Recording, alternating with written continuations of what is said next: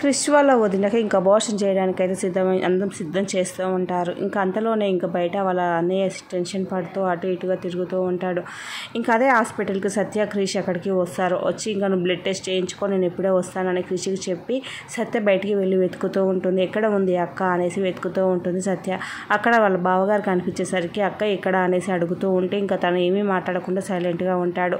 లోపల డాక్టర్లు ఇంక ఇంజెక్షన్ మొత్తం ఇవ్వడానికి ట్రై చేస్తూ ఉండగానే ఇంకా సత్య వాళ్ళ బావని దుబ్బుకొని లోపలికి వెళ్ళిపోతుంది. హాస్పిటల్ లోపలికి వెళ్ళిపోతుంది. అక్కడ చూసి వాళ్ళ అక్కని అక్క అనేసి పిలుస్తూ ఉంటుంది. ఇంకా తను ఏడుస్తూ ఉంటుంది సత్యని చూసి. ఇంకా మీరు ఇది అబార్షన్ ఆపండి అనేసి ఇంకా గట్టిగా అంటూ ఉంటుంది సత్య. ఇంకా అంతలోనే అక్కడికి క్రిష్ వాళ్ళ అన్నయ్య దగ్గరికి వస్తాడు. వచ్చి అన్నయ్య ఏంటి నువ్వు ఇక్కడ అనేసి అంటూ ఉంటాడు క్రిష్.